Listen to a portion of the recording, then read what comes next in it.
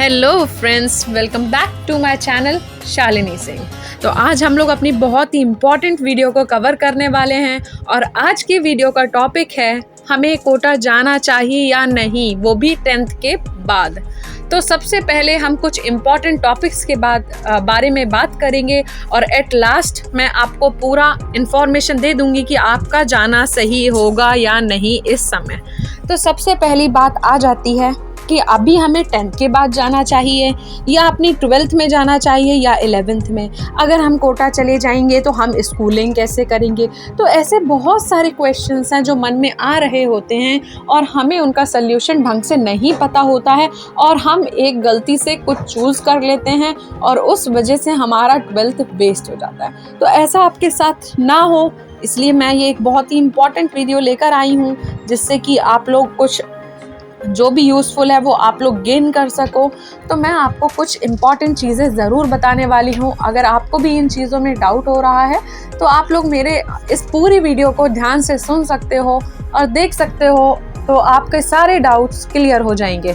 अगर तब भी कोई भी डाउट बचता है तो आप लोग मुझे कमेंट सेक्शन में ज़रूर बता देना। तो चलो स्टार्ट करते हैं अपने वीडियो के कंटेंट को। तो सबसे पहली बात हमारी यह होगी कि आपने अपने बोर्ड के एग्ज़ाम फिनिश कर दिए हैं और अब आप 11th क्लास में एंटर हो रहे हो, तो आप कौन से सब्जेक्ट चूज़ कर रहे हो। आपके पास चॉइस होगी कि आपको PCM लेना है या PCB लेना है। PCM का मतलब होगा फिजिक्स, केमिस्ट्री और मैथमेटिक्स। अगर आपको मैथ्स बहुत अच्छी लगती हो तो ही आप मैथ लेना, क्योंकि बात ये होती है अगर आप 11th और 12th में, जो कि काफ़ी बड़ी क्लास होती है, उसमें अगर आप अपने मनपसंद या फेवरेट सब्जेक्ट्स चूज़ नहीं करोगे तो आपका बेस अच्छा नहीं बनेगा। अगर आपका बेस अच्छा नहीं बनेगा तो आप आगे जो भी जॉब वगैरह रहेंगी ना, तो उसमें अगर आप लोग इस फील्ड के थ्रू जाओगे तो अच्छा नहीं कर पाओगे। जैसे कि आपने फिजिक्स, केमिस्ट्री, मैथ्स लिया, अगर आप साइंस लेना चाहते हो फर्दर स्टडीज़ में तो आप साइंस लेना। ये सोचकर बिल्कुल भी मत लेना कि अगर हम साइंस लेंगे तो हम ज़्यादा स्मार्ट कहलाएंगे और कॉमर्स वाले ऐसे ही कहलाएंगे। ऐसा कुछ भी नहीं होता है।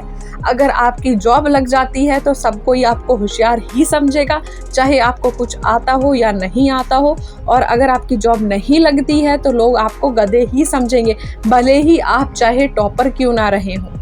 तो मेरा मोटिव ये है कि आप उन सब्जेक्ट को चूज़ करो जिन सब्जेक्ट में आपका इन्फॉर्मेशन, मतलब आपकी नॉलेज बहुत अच्छी हो जाए या पकड़ बहुत अच्छी हो, जिनको पढ़ने में आपको इंटरेस्ट आता हो। ऐसे सब्जेक्ट्स बिल्कुल भी मत लेना कि आप उसमें 10 घंटे पढ़ रहे हो और इसके बाद भी आपको चीज़ें समझ में नहीं आ रही हों।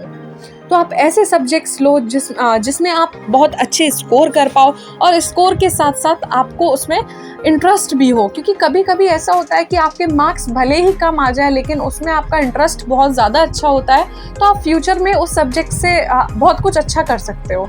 तो आपको जिसमें इंटरेस्ट है वही सब्जेक्ट चूज़ करना, चाहे फिर वो कॉमर्स हो, चाहे बायोलॉजी हो, चाहे मैथमेटिक्स हो। आप ये बिल्कुल मत सोचना कि मेरा फ्रेंड मैथमेटिक्स ले रहा है तो हम भी मैथ्स लेंगे, क्योंकि फ्रेंड के साथ आप कब तक साथ में रहोगे, 12th तक, BSc या जो भी आप फर्दर स्टडीज़ करोगे, BTech वगैरह। इसके बाद कभी ना कभी तो आपके फ्रेंड्स अलग हो जाएंगे, लेकिन जो आपने पढ़ाई की है वो आपके साथ हमेशा रहने वाली है।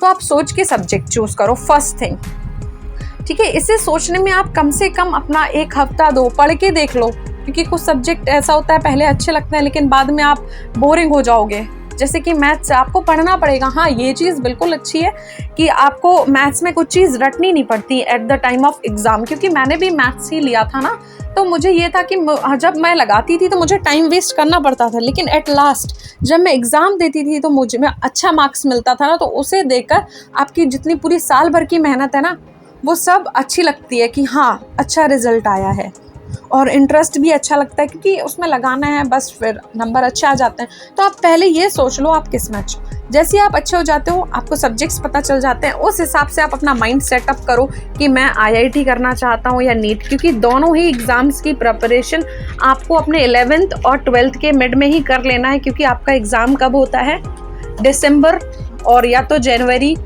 मतलब इसके बीच में हो जाएगा। जब आप 12th में होगे तब आपका एग्ज़ाम हो जाता है। चाहे आप IIT लेना चाहो या फिर आप नीट का करना चाहो।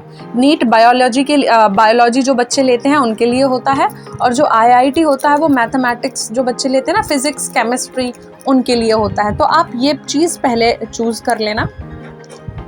तो आप लोगों को डिसाइड करना होगा कि आप PCM ले रहे हो या PCB ले रहे हो, उस हिसाब से आप IIT कर लेना या नीट की प्रिपरेशन शुरू कर देना।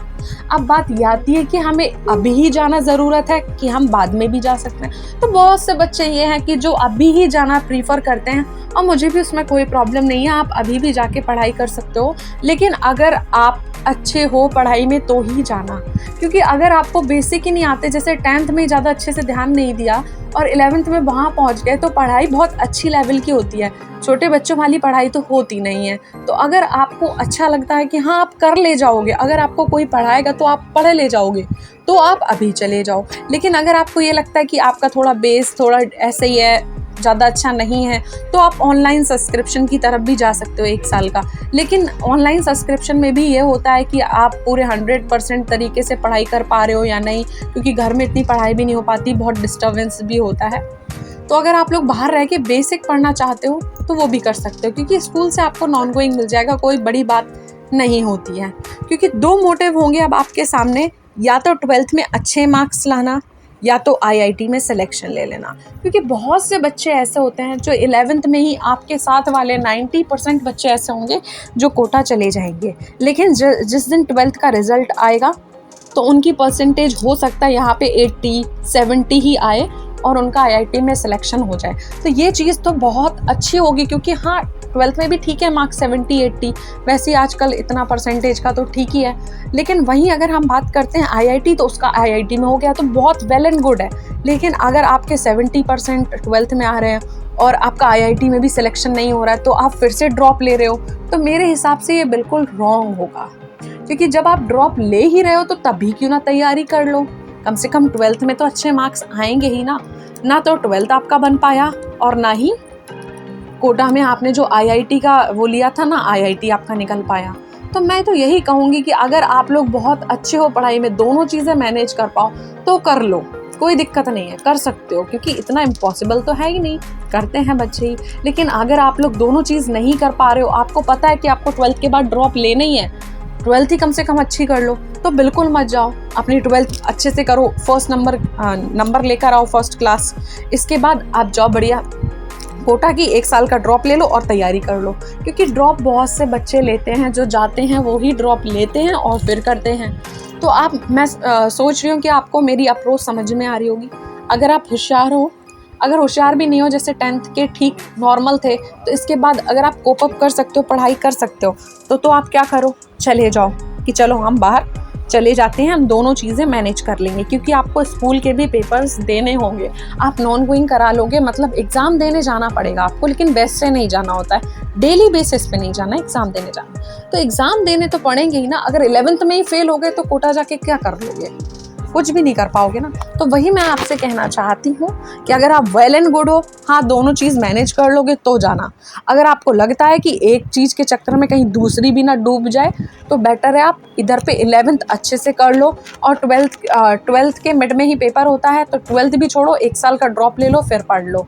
अगर आपको मेरी स्ट्रैटेजी थोड़ा पढ़ने में सही लगी हो या सुनने में सही लगी हो, तो ही आप इस वीडियो को लाइक करना, और जो भी पॉइंट्स इस वीडियो में कम लगे हो तो वो आप मुझे कमेंट्स में बता सकते हो, तो जिससे मुझे भी पता चल जाएगा मैंने क्या कवर नहीं किया है या मैंने क्या मिस्टेक्स किए हैं। क्योंकि मेरा यही सोचना है, जो मैं सोचती हूँ वही मैंने आपको अपनी वीडियो में बता दिया है। अगर आपको ठीक लग रहा हो तो ओके, वरना मैं किसी को वैसे ही फोर्स नहीं कर रही हूँ। आपको अच्छा लग रहा है अभी जाना तो आप बिल्कुल जाइए, मुझे कोई दिक्कत नहीं है। लेकिन मेरी अगर अप्रोच सही लग रही हो तो वो भी ठीक है, क्योंकि मैंने भी ऐसे ही देख के अपनी फ्रेंड से बात करके ही पता किया है, इसलिए मुझे भी यही चीज़ सही लग रही थी, तो मैंने सोचा आप लोगों को भी ज़रूर बताना चाहिए। अगर आपको ये वीडियो अच्छा लगा तो जल्दी से लाइक, शेयर और सब्सक्राइब कर दीजिएगा, और अपने फ्रेंड्स को भी शेयर कर सकते हो जो अभी ही जाना सोच रहे हैं। अगर उनको भी आपको लग रहा है कि हाँ ये भेजनी चाहिए, तो ज़रूर शेयर करिएगा। Thanks for watching, bye bye.